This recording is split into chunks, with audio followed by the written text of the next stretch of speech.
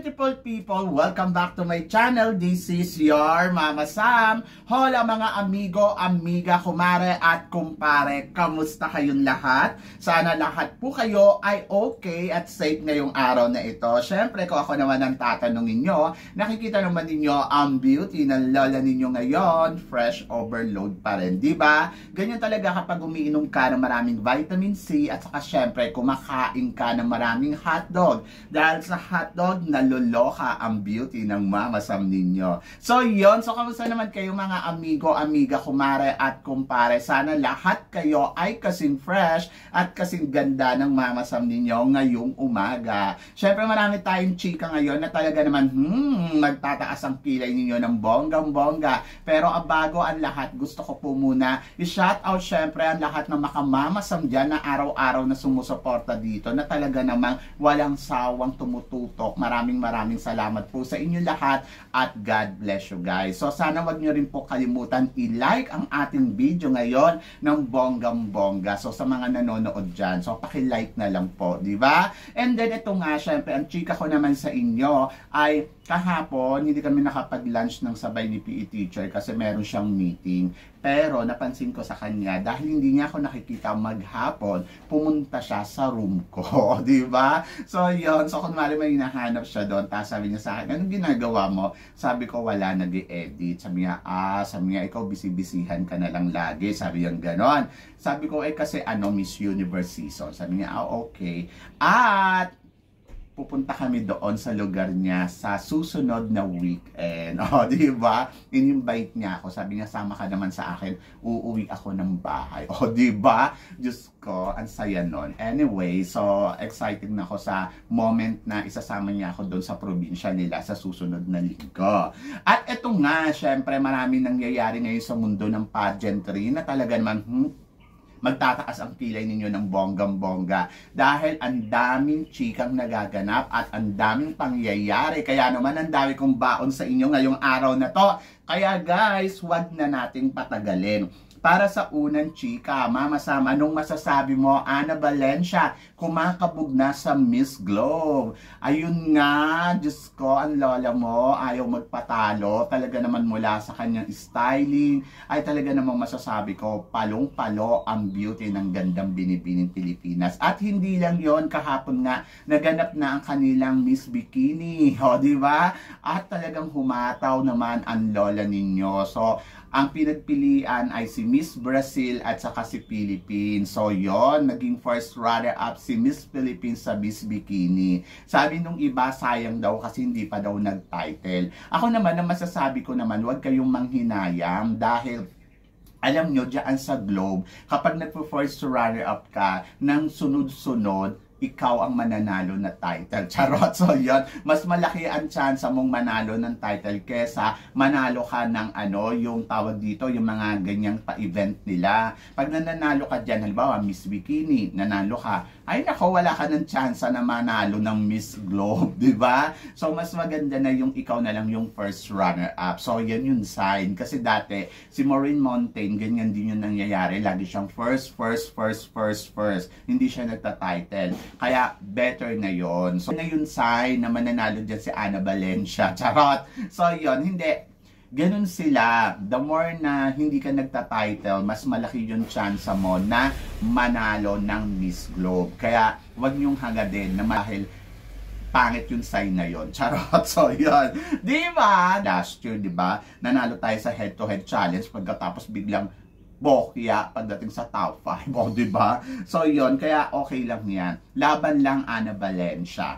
And then, para naman sa sumunod na chika, Mama Sam, anong masasabi mo dito sa pa-outfitan na to na na-El Tocuyo ang kulay? So, ito kasing si, tawag dito, si Angeli Ann Scott Kemes gumamit ng ganitong kulay, yung parang purple dito sa Miss Universe. And then si Celeste Cortez din, ganyan din yung ginamit noong 2022. Tapos na El Tocuyo. Ngayon naman, si Miss Thailand, ganyan din yung ginamit. Ma El Tocuyo kaya? O, di ba? To be honest, nakakaloka kasi nung una ayokong mag-isip na alam mo na kung ano yung ginamit nung nakaraang taon, ayan din ang magiging mangyayari sa'yo kapag ginamit mo. Pero kasi di ba may mga bad luck talaga na, alam mo yun, na parang sign. So, hindi naman naiiwasan yon. Kaya, sana, wag naman, kawawa naman si Tongyan kung may El Tocuyo. Alam naman natin na effort din naman siya dito sa Miss Universe. So ako hindi ko hanga din. Mas gusto ko pa rin na pumasok siya sa semifinals, makarating siya sa dulo ng competition. Kasi yun naman talaga yun dapat. Kasi nakikita naman natin yung effort naman ni Tongyan. Talagang ano naman, kumakabog naman ng bonggang-bongga itong si Antonia Forsyth. Kaya sana wag mangyari sa kanya yung nangyari kay Angeli at saka dito kay Celeste. At sana wag siya mahawaan nung nangyari dito sa dalawa kasi barkada niya to, diba? So yon, good luck. So yon. Anyway, ako naniniwala pa rin ako na na hindi ma-El Tocuyo si Tonyang. Masyasyak ako kapag na-El Tocuyo yan. Kumbaga parang naniniwala ako yung ginagawa niyan laban dito sa Miss Universe ay talagang pinipilit niya naman na makapasok sa semifinals. And wish all the best para kay Tonyang, di ba? So yon, so good luck Antonia Forsyth. And then para naman sa sumunod na chika, Mama Sam, ano naman ang masasabi mo kay Miss Mexico? Sa beauty niya na talaga namang pang Miss Universe. To be honest, nagagandahan ako kay Mexico kahit sa antig ng anggulo. Talagang, nako, ang pretty-pretty niya. Iba yung vibes ko dito sa babaeng to. Yung alam mo yung simplihan lang yung eksena, pero alam mo na kumakabog at alam mo na may ibubuga sa competition. So, yon. So, medyo nakakatakot. Ito, isa sa mga masasabi ko na pwede talagang mag-Miss Universe ngayong taon na to. Ewan ko ba kung bakit. Parang feeling ko, ito yung makakasama ni Michelle Di sa last two standing. Di ba? So, yun. So, ako kasi naniniwala kasi ako na, alam mo yun, may mga beauty kasi na talagang, hindi ko alam. Pero ewan ko kung napapansin ninyo, iba ang datingan ni Miss Mexico. Sobrang yung beauty niya, parang napapawawa ko. Hindi ko lang alam kung saan makakarating to. Pero isa to sa mga tinitignan ko ngayon si Mexico na parang medyo nakakaloka yung beauty. At ito ang nakikita ko na parang last two standing ni Miss Philippines dito sa competition ng Miss Universe. Parang Olivia Culpo and Miss Philippines. And ngayon naman parang Mexico and Philippines. Diba? So yun. So sana naman nakakaloka. So, isa to sa mga banta dito sa competition. So, hindi lang kay Michelle D sa lahat. But, depende yon kung ano yung i-offer niya. Mamaya, kasama din siya sa may El Tocuyo, diba? So, hindi natin alam. Pero ako, tingin ko, ang Mexico this year, papasok to sa semifinals. Kasi, sunod-sunod na sila na El Tocuyo. Parang this time, perfect dito si Lupita Jones. Pasok to sa banga. So, yan. Ayun yung nakikita ko. And then, para naman sa sumunod na chika, Mama Sam, ano naman ang masasabi mo? Si Catriona Gray at saka si Olivia Culpo ay isa sa mga magiging host ngayong dito sa Miss Universe. Do you agree, Mama Sam? Ako, para sa akin, okay lang. Alam naman natin si Catriona na talagang kabugera, magaling. And then natutuwa ako kasi ito yung ikalawang taon niya na magiging host dito sa Miss Universe. Magiging part siya ng competition. Pero syempre mas gusto ko sana si Catriona ay maging judges. Kasi hindi pa siya nag-judge dito sa Miss Universe. Pero nag-host na siya last year. So ngayon, host pa rin. So ibig sabihin, nagustuhan yung hosting job niya nung nakaraang taon. And then good yan. Kasi alam mo yun na parang, di ba, isang Filipina beauty queen ang nakikita mo na nag-host sa Miss Universe. Di ba, ang layo na narating ni Catriona Gray. And then si Olivia Culpo, sa totoo lang, hindi ko gusto mag-host to si Olivia Culpo. Hindi ko siya bet. Pero kasi bet siya ng Miss Universe. So, sino ba naman ako para hindi siya maging bet? So, yun. So, good luck. At sana maging swerte sila kay Miss Philippines. So, diba? So, yun. So, may mga kasama pa sila at magagaling din yung mga kasama nila. Diba? So, bali 5 sila. Parang feeling ko, 3 yung magiging backstage host, tapos 2 yung in front. So, hindi ko lang alam kung saan ilalagay doon si Catriona Gray, sa in front o sa backstage host uli. So, ako para sa akin, okay lang, basta host siya. So, alam naman natin na magaling din naman talaga mag-host itong si Catriona Gray. Pero, wish ko sana may lagay siya sa front, di ba? At itong si Olivia Culpo ang ilagay dun sa back. So, yun. So, good luck. Good luck sa pag-hosting nila.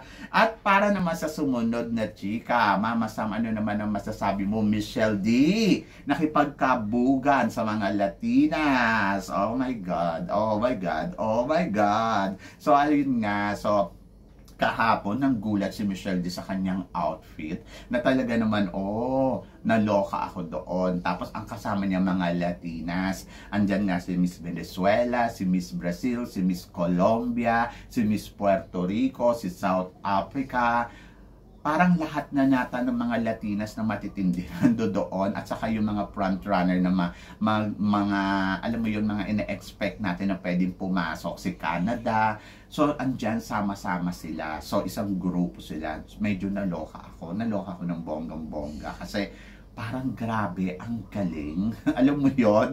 So nawindang lang ako kasi parang talagang nambulaga talaga itong si Michelle D sa kanyang outfit. Yung lumabas si Michelle D, di ba? Hindi natin ina-expect na ganito yung suot niya na may palambat moment o may panet moment. So doon pa lang talagang, eksenadora na si Michelle D. Pero alam mo yung pagiging eksenadora niya, very professional yung dating. Na parang, alam mo yun na nananahimik lang siya pero lahat siya ang tinitignan. Yung mga ganon. At parang feeling ko na alarma o gagawan ko ng content chika. So parang feeling ko naloka sa kanya sa Puerto Rico. Yung parang gusto na lang mag-chat sa cellphone niya at wag nang tingnan si Michelle D.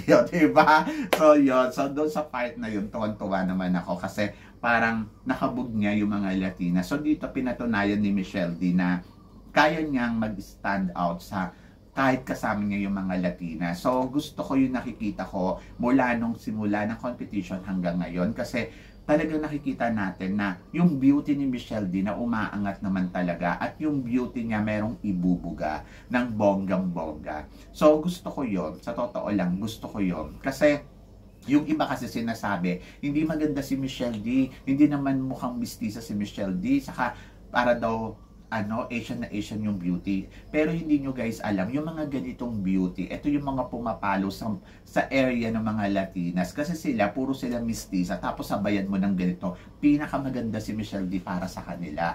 At plus, kung paano pa naman na-meet si Michelle D, talaga naman maluloka talaga yung lahat, di ba?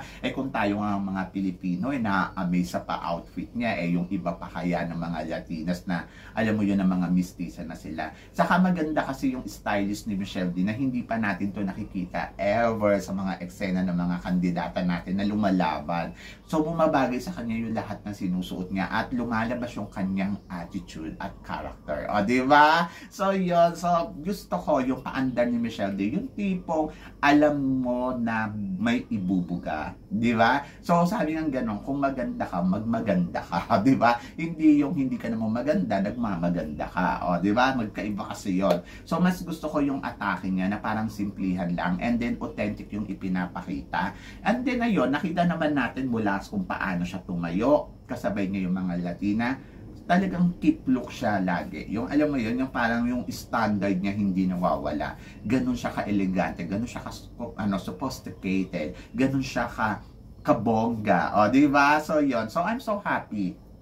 Happy ako sa nakikita ko na pa-outfit niya. So, parang nasa-satisfied ako sa bawat araw na nakikita ko sa kanya. Because day by day talagang nagpapasabo siya. And then, of course, yung nai-hit niya yung expectation natin na parang, ay bukas ito yung ilalabas niya. Hindi niya tayo dinidisappoint, di ba? So, yun. So, ewan ko mamaya kung ano naman ang paandar ng outfitan ni Michelle D. Pero doon sa mga nakikita ko, talagang masasabi ko, panalo ang Michelle D sa bawat eksena na pinapakita niya dito sa Miss Universe. And then, I'm so happy kasi talagang nagle-level up ang isang Michelle D day by day, day by day. Yung tipong tahimik ka lang tapos bigla kang mangangabog. Yung tipong tahimik ka lang tapos bigla kang lalabas at parang pak!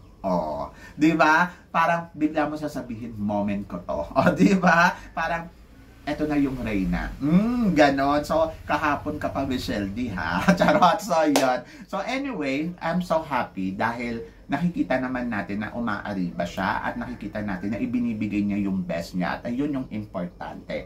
Yung makita natin na hindi siya nagpapabaya sa competition niya. At lang. So, ngayon, meron na siya 200,000 vote dito sa sa Boys for chain. So, yon. So, I'm so happy guys kasi talagang nakita naman natin yung bayanihan ng Pilipinas. So, 200,000 vote na siya. So, maraming salamat sa lahat ng bumoboto kay Michelle D. And then, wag nyo rin pong kalimutan na mag-download sa inyong cellphone, sa inyong ng Miss Universe apps, and then iboto po natin doon si Michelle D. Dahil doon magkakaroon siya ng chance na makapasok sa semifinals if ever lang, if ever, diba? So yon. Ako naman naniniwala naman akong kaya na to ni Michelle D. Pero syempre, mas maganda na support pa rin tayo, nasa likod pa rin tayo ni Michelle D, diba? So yun guys, kayo guys, ano guys ang masasabi ninyo dito sa mga pinag-uusapan natin ngayon? Nawiwindang din ba kayo? So please comment below para at least